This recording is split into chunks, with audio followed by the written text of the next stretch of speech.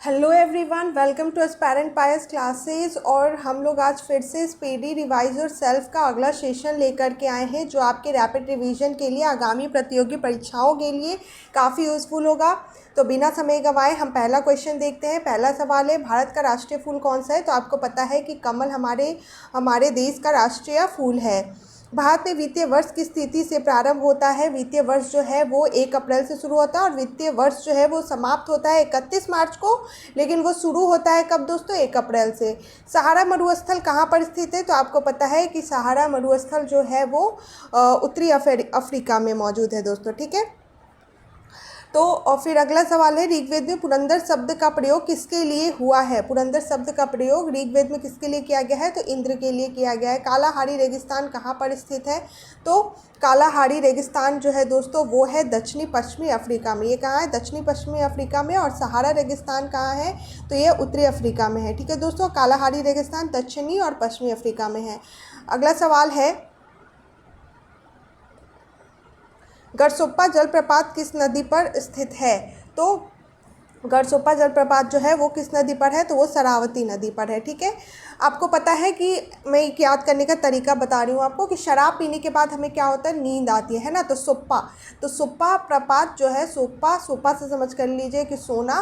तो गरसोप्पा जलप्रपात कहाँ है? तो वो है शरावती पे। मैं बस ये एक याद करने का तरीका आपको बता रही हूँ। अगला सवाल है, भारतीय आत्मा के नाम से किसे जाना जाता है? भारतीय आत्मा के नाम से आपको पता है दोस्तों, ये माखनलाल चतुर्वेदी को कहा जाता है, ठीक है। अगला सवाल है कि कोलाबा पॉइंट कहाँ पर स्थित है? कोलाबा पॉइंट कहाँ है दोस्तों? तो ये है मुंबई में।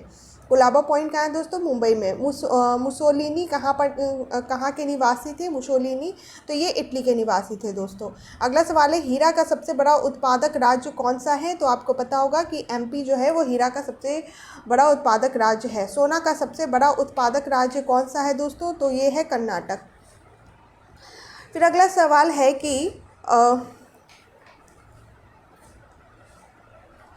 सवाल है कि अक्षर दसोहा शब्द का संबंध किससे है? तो अक्षर दसोहा का संबंध जो है वो शिक्षा से है। अगला सवाल है कि ग्रीन हाउस प्रभाव के लिए सबसे ज़्यादा उत्तरदायी गैस कौन सी है ग्रीन हाउस के लिए? तो वो है कार्बन डाइऑक्साइड। कार्बन डाइऑक्साइड की वजह से ग्रीन हाउस प्रभाव जो है वो प्रफलित होता है। अगला सवाल देखते हैं हम। अगला सवाल है कि भूपर पट्टी पर ऑक्सीजन की मात्रा कितनी है दोस्तों? काफ़ी नॉमिनल क्वेश्चन है लेकिन इंपॉर्टेंट है, इसको ध्यान दीजिए। 46.80, ठीक है। फ्रांस का राष्ट्रीय फूल कौन सा है दोस्तों? हमारे देश का तो कमल है, लेकिन फ्रांस का है लिली। फ्रांस का क्या है दोस्तों? लिली।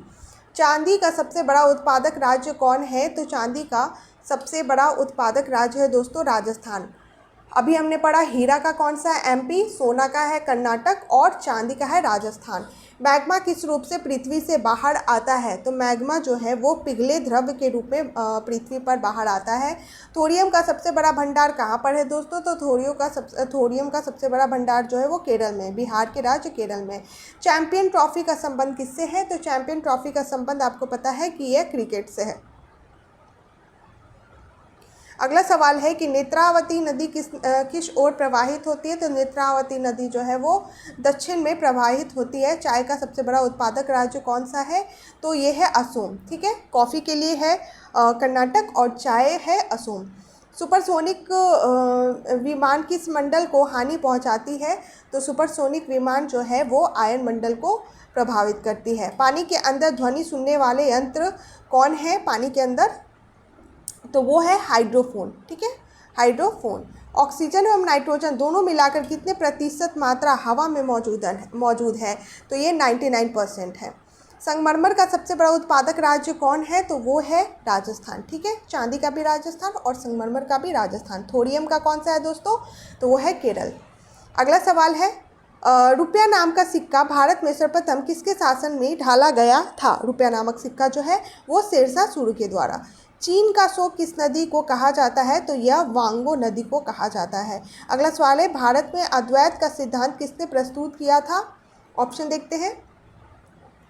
तो किसने प्रस्तुत किया था दोस्तों? तो ये प्रस्तुत किया था अद्वैत का शंकराचार्य ने।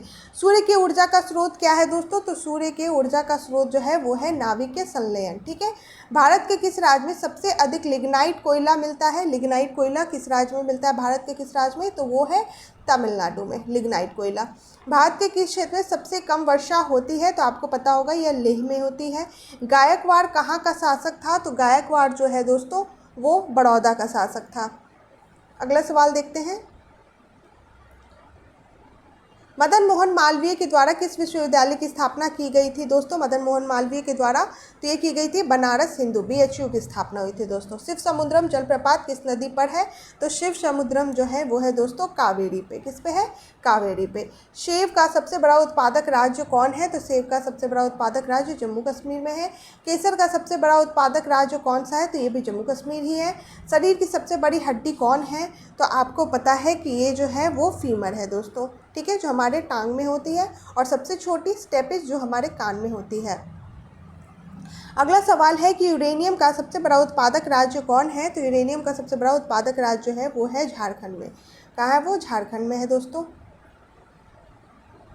अगला सवाल है यूनिसेफ दिवस कब मनाई जाती है? तो यूनिसेफ दिवस जो है वो 11 दिसंबर को मनाया जाता है। संतरा की खेती कहाँ पर अधिक होती है?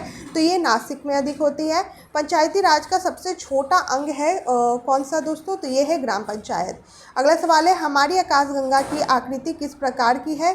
तो आपको पता होगा कि ये सर्पिला आकार की है। ठीक है दोस्तों, इसी के साथ हमारा ये आज का सेशन समाप्त होता है। अगर आपको हमारा ये इनिशिएटिव पसंद आता है तो आप इसको ज़्यादा से ज़्यादा लोगों को शेयर करें, सब्सक्राइब करें, लाइक करें, जिससे हमें मोटिवेशन आए और हम आपके लिए ऐसे ही नए नए इनिशिएटिव लेकर आते रहें। दोस्तों प्लीज़ सपोर्ट करें अगर आपको हमारा ये इनिशिएटिव अच्छा लग रहा है आपको। Thanks for watching. कल मिलते हैं आपके साथ नए जोश, नए उत्साह, नए प्रश्नों के साथ। Thanks for watching.